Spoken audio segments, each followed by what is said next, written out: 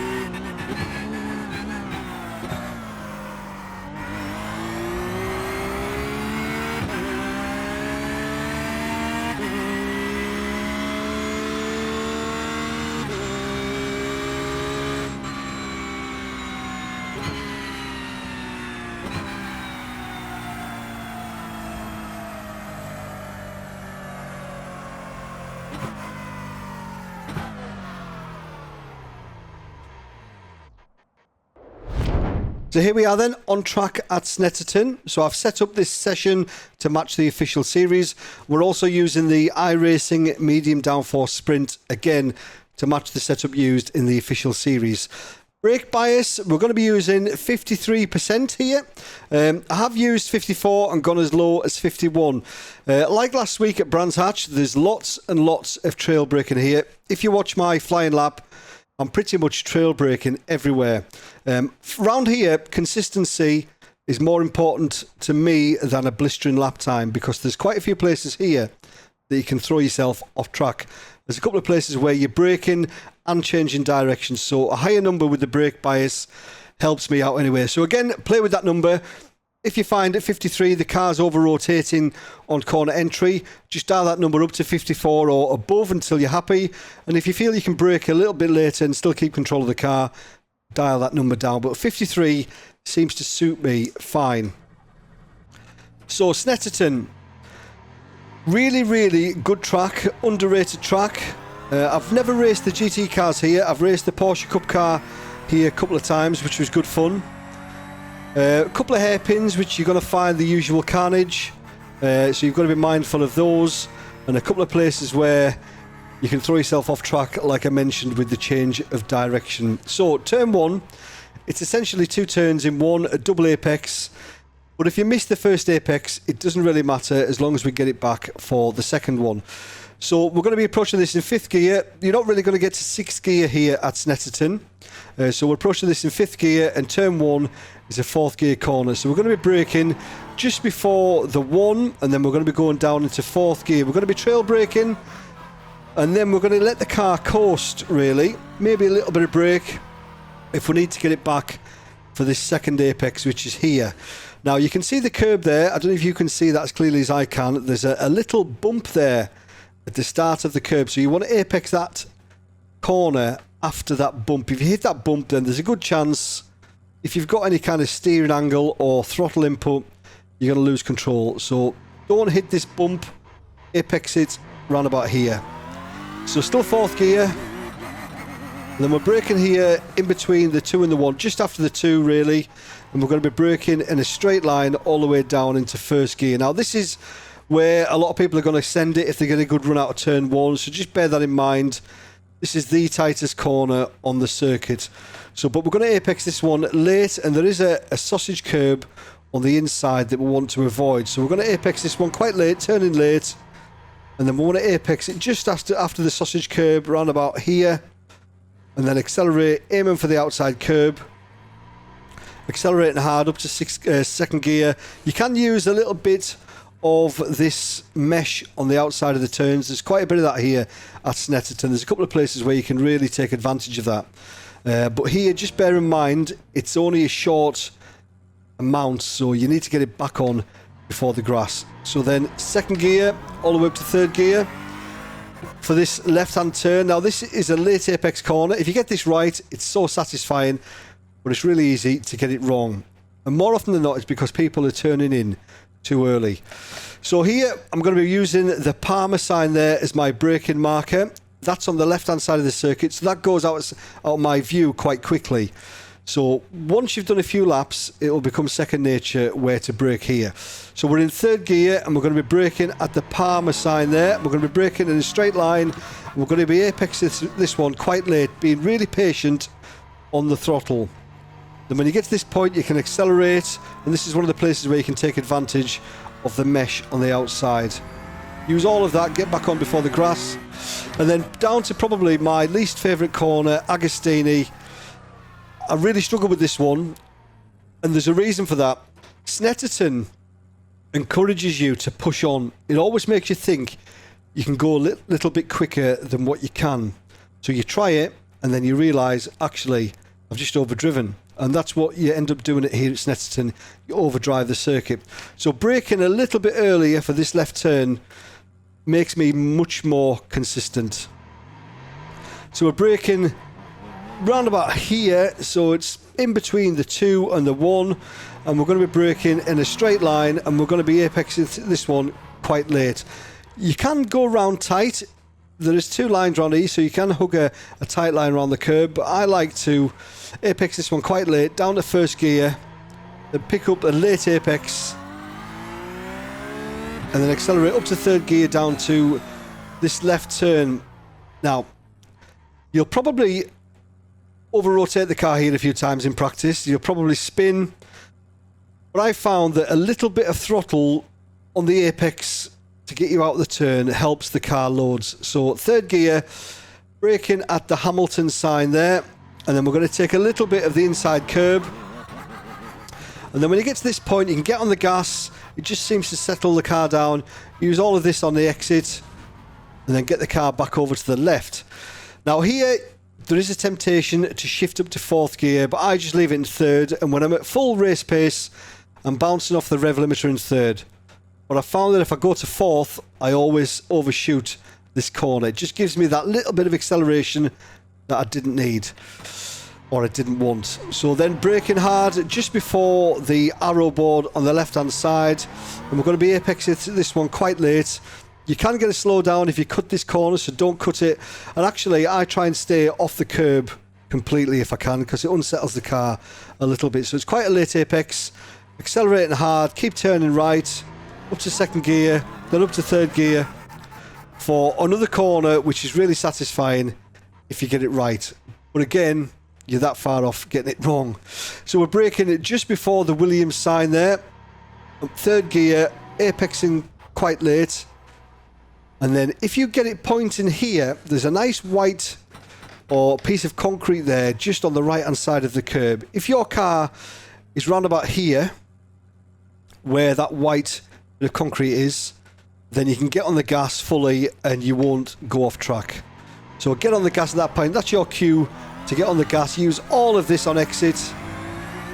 for the run up the Bentley Straight to probably the most tricky part of the circuit, and that's for a few reasons. So this is probably going to be the biggest overtaking opportunity here. This is where people are going to send it, I would imagine, or that's at least what it was like in the Porsche Cup race. So you've got that to contend with, but then you've also got a left turn followed immediately by a right. So you need to get quite a bit of braking done initially, then trail brake to the apex on the left, and then brake hard again before turning right. So we're going to be in 5th gear approaching this, and my braking marker is just before the 1, so I brake in a straight line, get quite a bit of speed off, brake quite heavily, and then I trail brake all the way down to the apex, shifting down into 3rd, and then down into 2nd, and this is where you want your car, round about here. You want to open up this right turn as much as you possibly can, and then you want to be braking hard again here. So there's 3 stages to the braking. So hard initially, trail brake to the left, to the inside curb, and then brake hard again at this point for this right turn. So turn as late as you possibly can here. Try not to hit that curb on the right because it's lethal. Use a bit of this mesh on the exit, and then the run up to the bomb hole. Now you can gain quite a bit of time here by being brave, but again you can run off circuit quite easily. So 3rd gear here, it's a little lift before we turn in just at the sign, a little bit of this inside curb, and then get on the gas nice and early, let the car run all the way out wide for this long right turn. Now here we're accelerating until about here, and then we're just balancing the car on the brake and the accelerator here, trying to keep the car as tight as we can, but again trying to, you know, go as quickly as we possibly can. Now again, this is similar story to the last section we've just been through. We've got a right turn here followed by a left, so it's the opposite of earlier on. Now here I've found that braking a little bit earlier, getting the car nice and settled, will pay dividends, because it's so easy to overcook this. And you're braking, you're turning right, the left-hand turn's coming up, you're braking harder while still turning right, you over-rotate and you're off the circuit. So you can use these posts as your markers. So there's 3 there. So when I get to about this 3rd one or just before, that's my cue to get it down to 3rd gear, and then move the car over to the right, then down into 2nd gear, then turning quite late, mind the curb on the inside, get a good run out of here, use this mesh on the outside, and then back up the straight to turn number 1. So we'll just pick up the pace a little bit now. So turn 1, double apex like I mentioned. So 4th gear, so just before the 1, we're going to be braking. If we miss the first one, it doesn't really matter. Let the car course round, get it back for the 2nd apex. And then we're braking it just after the 2 in a straight line. Apexing this one late, missing that sausage curb, aim for the curb on the opposite side, accelerate. 3rd gear, Palmer's is my braking marker there. Be nice and patient with the throttle. Now we can get on it. Now we can use all of this on the exit for the run down to this horrible left. So less is more here. So we're going to brake a little bit earlier than some will. And again, I'll let it run wide and then cut it back for the late apex. Up to 3rd gear, just before Hamilton, we're going to brake, get the car nice and settled, then a little bit of gas there, just to power through, leave it in 3rd, down to 1st gear, apex late, get on the gas, up to 2nd, just before the Williams sign, we're going to brake, apex late, looking for the white marker, there it is. When you see that, you can get on the gas, then use all of the runoff on the exit. So we're braking here just before the 1, getting a lot of speed off with the initial braking. Down to 3rd, trail brake to the apex, down to 2nd, brake a little bit harder, then accelerate out. Up to 3rd, a little lift before we turn, then get on the accelerator, car will run wide. Then just around about here, we're going to be just balancing the car with the accelerator and brake, looking for those boards. There we go, down to 3rd, down to 2nd, late turning, accelerate, use this on the exit. So we'll do one more lap, try and pick up the pace a little bit more. So just before the 1, we're going to be braking. Get on the gas for the second apex. Braking just after the 2. Straight line, down to first gear. Apex this one late. Aim for the curb on the opposite side. Just in the Palmer sign, we're going to brake. Be patient and get on the gas. Use all of this. Then in between the 2 and the 1, leave it in 4th. So again, we're apexing this one late. Get on the gas. So just at the Hamilton side, get the car nice and settled. Accelerate through it. Down to first gear. Again, apex late. Just before the Williams sign. Again, apex late. Now we can get on the gas. Use all of this.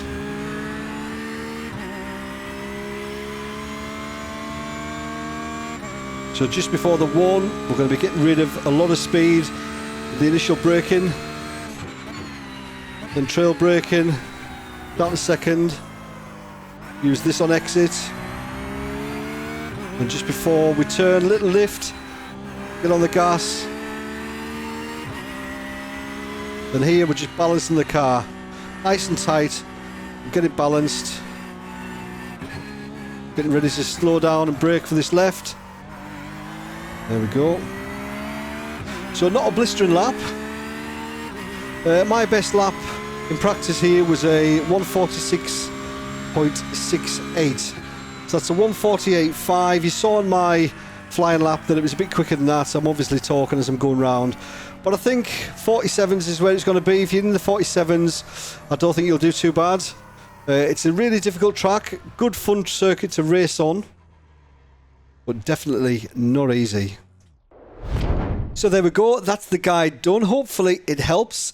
Just bear in mind, a couple of places here that can bite you in the backside real quick, where you're changing direction and braking, and there is a temptation to overdrive the circuit. It always seems to want you to go faster, but it's not always possible. So if this guide did help, please leave a like and subscribe to the channel if you haven't already. And also, if it did help, please let me know in the comments. I do read all of them. So have a good week, everybody. Good luck. Hopefully see you on track. See you later. Cheers.